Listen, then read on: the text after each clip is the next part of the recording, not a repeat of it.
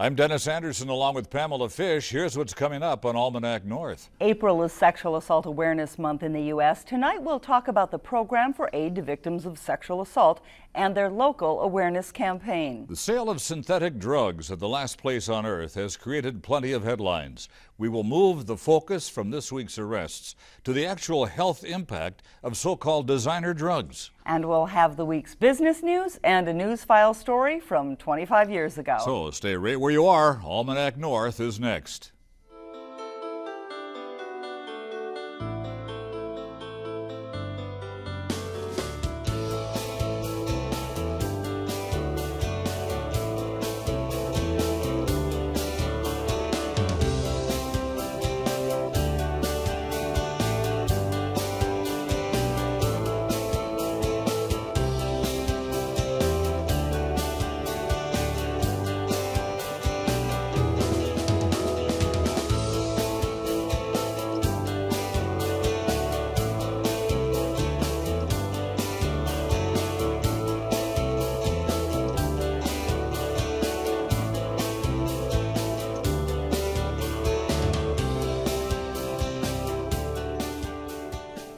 Hello and welcome to Almanac North. Thanks for watching. Pamela Fish is sitting in this week for Julie. Thanks for being here, Pam. Good to be here, Jenny. Thanks. And we have some very important topics tonight, so let's get started. All right. Well, thanks, Denny. In our news tonight, a rape occurs every 2 minutes in the U.S. That's according to the nation's largest anti-sexual violence organization. In their lifetime, 1 out of every 6 women will be the victim of an attempted or completed rape. Shocking statistics and a big reason why advocacy groups continue to work to raise awareness of this crime. Locally, PAVSA joined with the city of Duluth today to kick off Sexual Assault Awareness Month.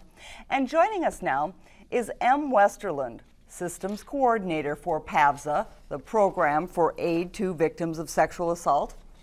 And Teresa Flasvig is a sexual assault nurse examiner who works with PAVSA. Thank you so much to both of you for being here. Sure. Em, I'm going to start with you. Nationally, the emphasis this month is on preventing child sexual abuse. Is that going to be the local focus as well?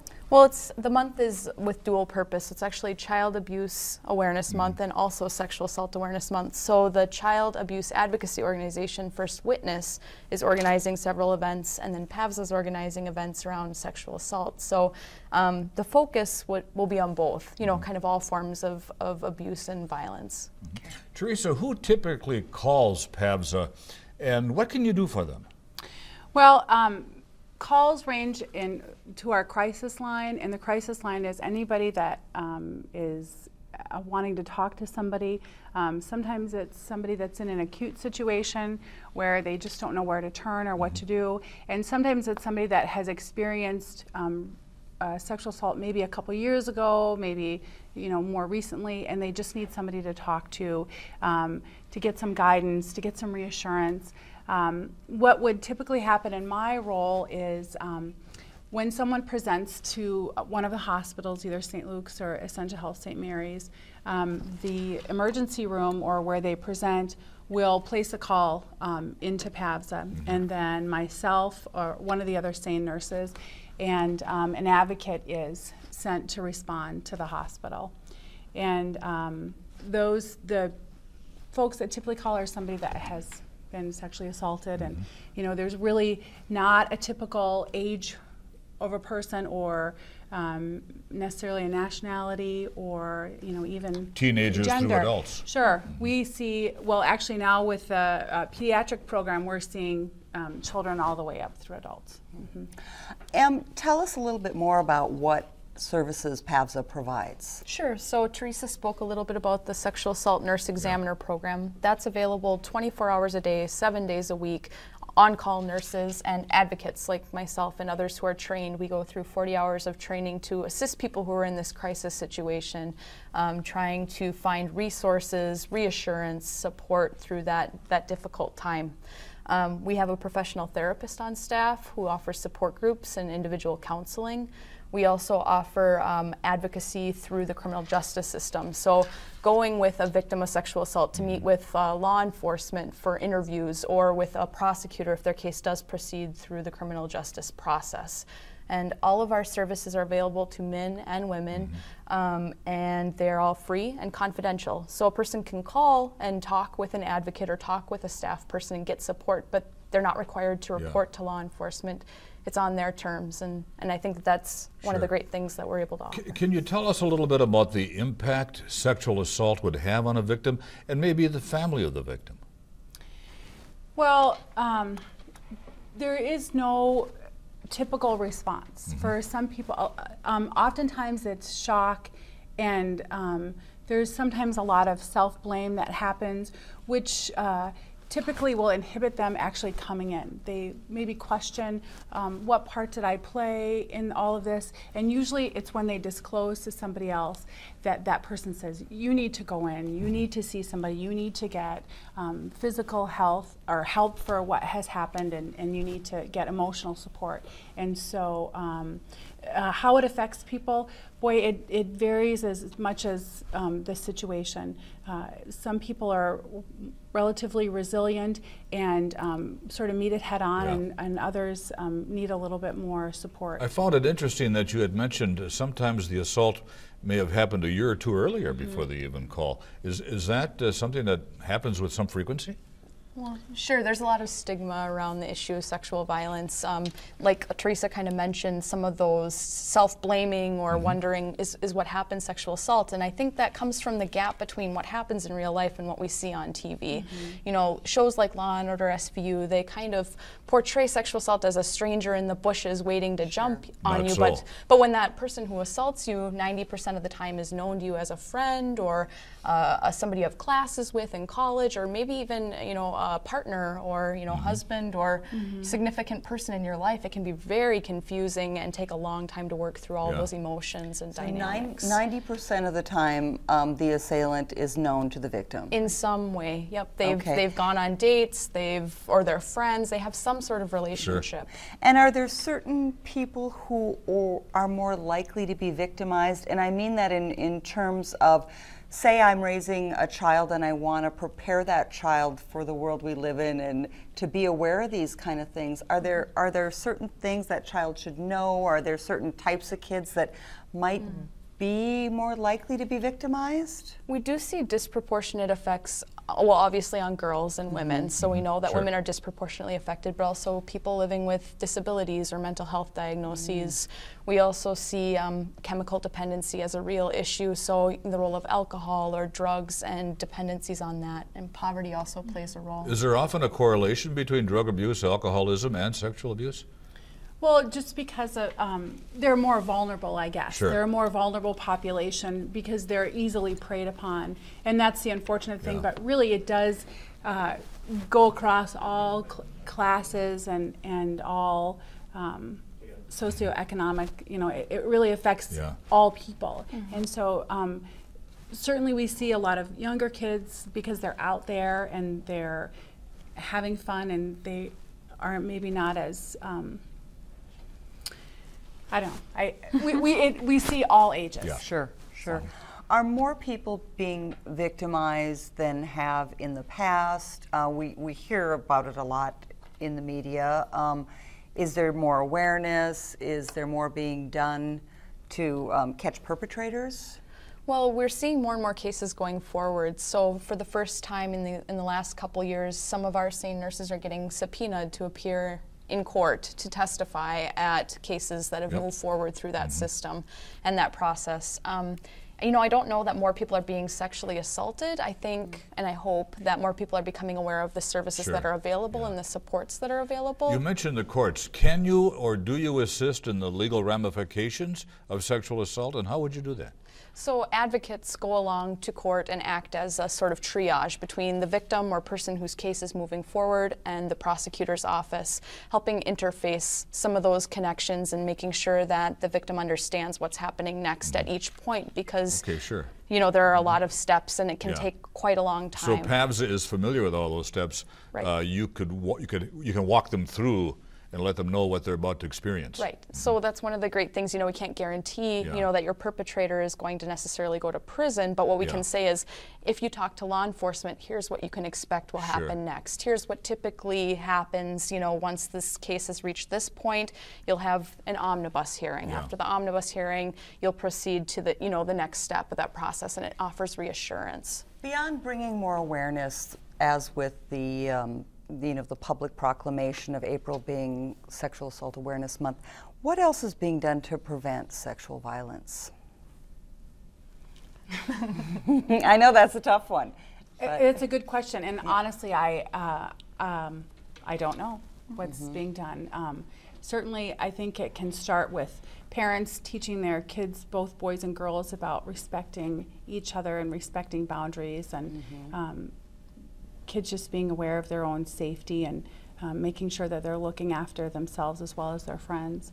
On a national level, well, PAVSA is doing some awareness raising events. So awareness raising is really one of the best things we can do so far as educating people about what is consensual sex versus what is not consensual sex. And we talk a lot about that. We have an event coming up at the end of the month called an I Heart Consensual Sex Party, which maybe sounds kind of strange, but it's really an educational event about how do you make sure that what's happening is okay with both people. And so it's kind of a fun way to encourage those young people who are starting to maybe explore their relationships and being out in the world and having those relationships, giving them some tools to think about. Over the years, we've heard a lot about date rape.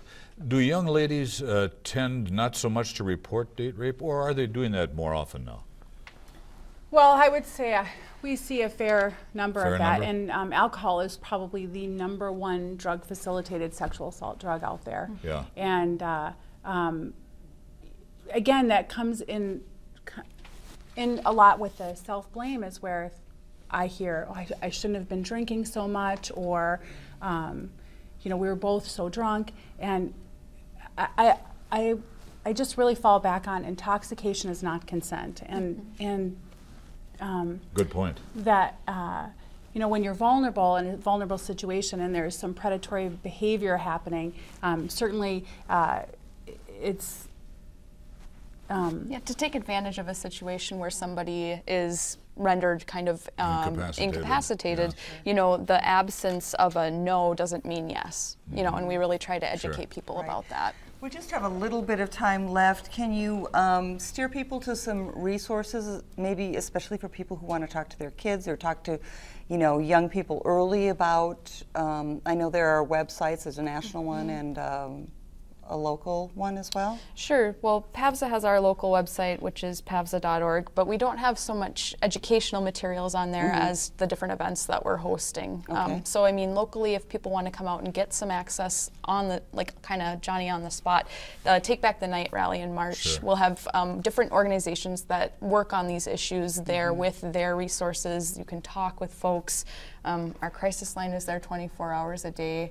So there is support and information available at any time through PAVSA locally. And then, of course, there are organizations like RAIN, the Rape, Abuse, and Incest National Network, that offers some more, information or ideas, ways to maybe start those conversations with your kids. And get them started, right? Is the main thing. Okay, thank you so much for being with us. That's great information from both of you. We really appreciate it. Thank you. Take care.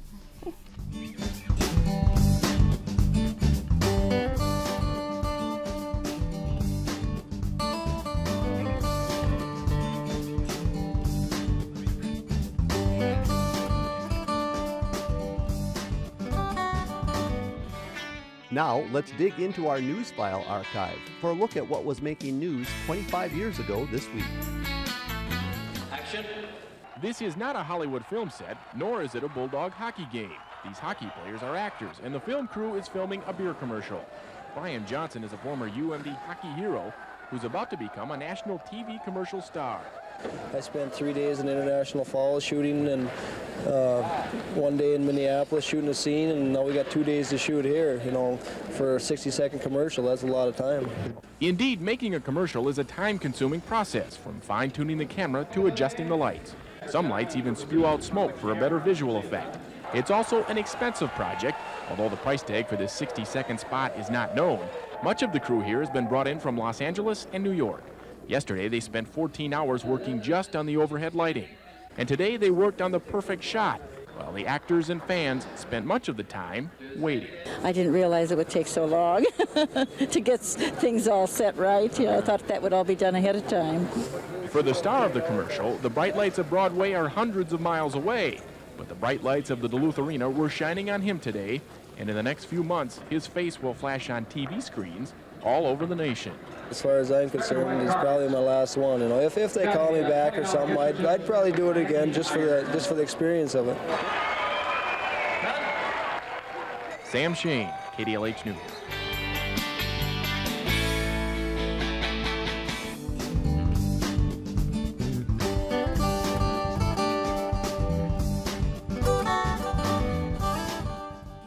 The owner of Duluth's Last Place on Earth is sitting in jail tonight waiting for a Monday U.S. District Court hearing in Minneapolis. It's the latest arrest involving the downtown Duluth business which sells synthetic drugs. Jim Carlson, his son, and other employees have been charged with various counts of violating state and federal laws for selling synthetic drugs. With the latest crackdown on the Last Place on Earth, we wanted to learn more about just what these drugs are and what they do to users. And so joining us is Dennis Cummings, the program director of Bethel Chemical Dependency Services in Duluth. Dennis, thanks a whole lot for being here. Tell us, what are you seeing at the Bethel when it comes to synthetic drugs? Well, first of all, thanks for inviting me here. You bet.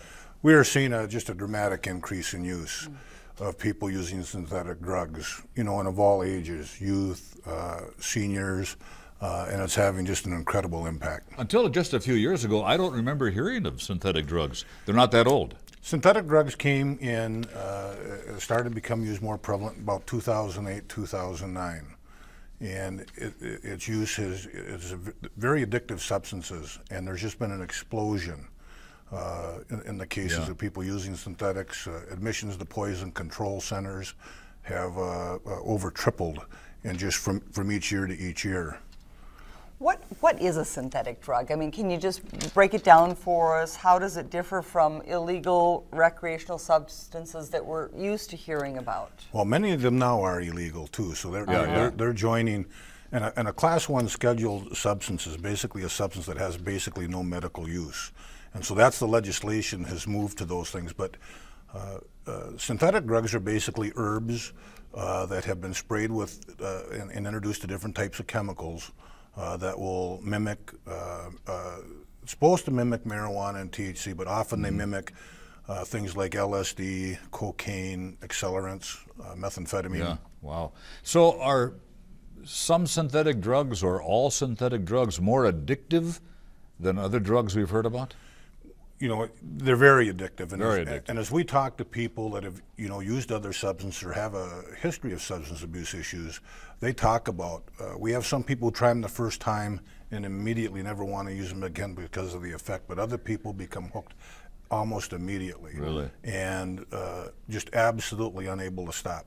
Mm-hmm. Can you speak to how these synthetic drugs impact the user, or does it depend on the situation and the person? They impact the user, and the use of synthetics impacts just about everybody in this community. For the users, we can see effects highly agitated, increased levels of blood pressure, very highly accelerated heartbeats. We can see psychoses, hallucinations, very, very violent behavior, especially in relationship to the bath salts. Emergency rooms physicians are beginning to struggle on a daily basis with numerous admissions to those facilities where people become violent, very erratic behavior, very difficult to deal with. I'm not even sure how to ask the question. Can people be cured or treated effectively to get off of synthetic drugs? Well, you know, one of the things that has happened in this community is there's a variety of treatment programs and facilities in the area, and they have really geared up to become educated and learn about the different approaches to these drugs. And yes, treatment can work. It's a difficult addiction to treat, but it can work. You know, we heard the term bath salts, which maybe a lot of public might just think that people are using stuff you put in the bath. and that isn't the case. That's one of the concerning things, is the false perception here of something soothing and relaxing. Instead of bath salts, they could have called it, crowbar, but it's a marketing tool, and yet bath salt sounds soothing, but this is specifically designed to mimic things like cocaine, methamphetamine, and very strong accelerants. It has nothing to do with taking a bath. Right. And how do they use them? While you tell us, we've got a picture of some of the packaging that they've come out with now, and so tell us a little bit more about the bath salt usage. And people will use things in a variety of ways, and how you ingest a drug will depend on how fast it affects you and how quick you maybe come down. Most of the highs on these, or the effects on these substances, will last 3 to 5 hours, but they will smoke it, they will snort it, they will crush it, they will inhale it, and they will take it a variety of different ways. Some people might say, well, I'm not affected by this, but in reality, all taxpayers are affected by this, because this must be putting a heavy load on the tax dollar. It's just an incredible burden. Property crimes are through the roof, the responses to law enforcement.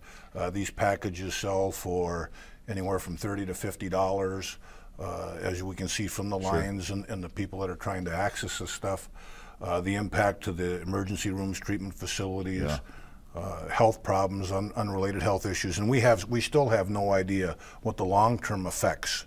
There was a national survey that just came out that said for seniors in school, as high as 14% have tried synthetics, and we know the brain hasn't even finished developing. Until 24, 25 years old. So that's a very concerning thing. We have no idea what this, for some of these people, the change is for forever. And you mentioned that many of these substances are illegal, but some of them apparently aren't. And why is it so difficult to make this stuff illegal? Again, being new, the synthetics kind of had a head start on legislation. And as they tried to pass legislation, it started at least in Minnesota with the Minnesota Board of Pharmacy, and tried to move to get these synthetics labeled as a Class 1 substance. But they targeted specific drugs, and so people would change the chemical compounds. And so the legislation has moved through time. There's still work to do, but they're gaining. It's catching up. They have moved to look at a whole class of drug versus a specific strain of drug. Is there a typical customer of synthetic drugs? Young people, old people, men, women, across the board? I think it's across the board. Alarming the youth that are getting involved in it. And at least in our facility, in residential and in outpatient chemical dependency services, we're seeing more and more young people. And we asked them, when they started using, what their age was, who they started using with, and they're using with their parents and even with their grandparents. The people you're helping, Dennis, are they sent there by the courts? The majority of the people we see end up involved with the courts. Maybe not directly from intervention of the using, but because of property crimes or other interventions. Are people starting to seek help on their own to get off of these drugs? There are people that are coming that have said that, I've never had anything just mess me up so bad as this stuff, and so scared. And so there are people that are starting to raise their hand and saying, what, this is not good. Yeah. Well, Dennis Cummings, thank you very much. Appreciate you coming in. You shed a lot of light on it and some information. So if somebody wants more information, can they simply contact the Bethel and get it? They could contact Duluth Bethel. Between Duluth and Superior, there's over 130 support meetings, either Alcoholics Anonymous or NA.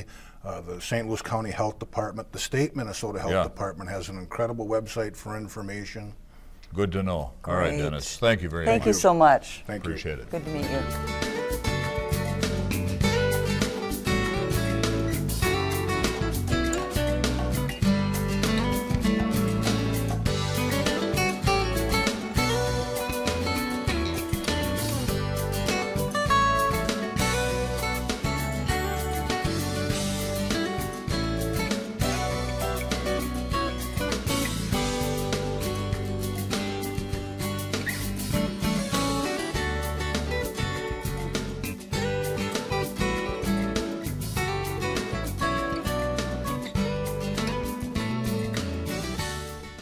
It's time now for a look at the week's top business stories from Business North.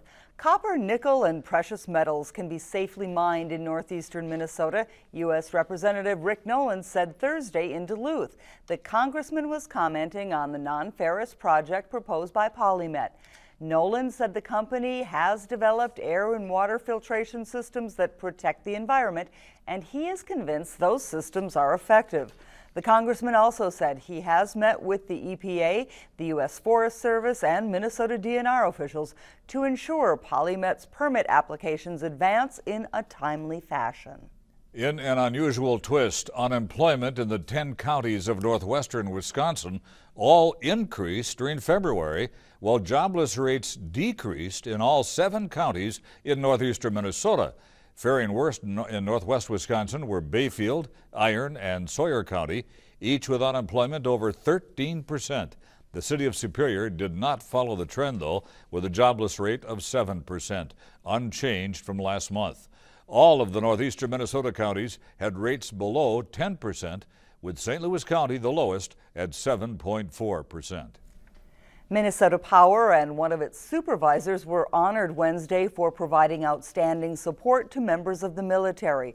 Purchasing manager Diana McFadden was nominated for the Patriot Award by employee Jennifer Peterson. Peterson said she was treated exceptionally by Minnesota Power when her unit, the 148th Fighter Wing of the Air National Guard, was deployed to Afghanistan. Nationwide, only about 1% of all employers are nominated for the recognition. For more on these and other stories, visit businessnorth.com. Now, if you have a comment on this week's show, this is the time to call. Dial 218-788-2849 to leave a message, or send an email to Almanac North at WDSE.org. And you can visit the WDSE website for our program schedule, news and updates about WDSE, and more about your favorite PBS shows. And Pam, thank you for filling in. No problem. This week. Hopefully we're not fighting too many snowflakes on the way home Yeah, tonight. isn't that the truth? Huh? All right. And thanks also to producer Karen Sunderman for sitting in for Greg Grell upstairs tonight. For Pam and the crew at Almanac North, I'm Dennis Anderson. Have a great weekend, everybody, and be kind.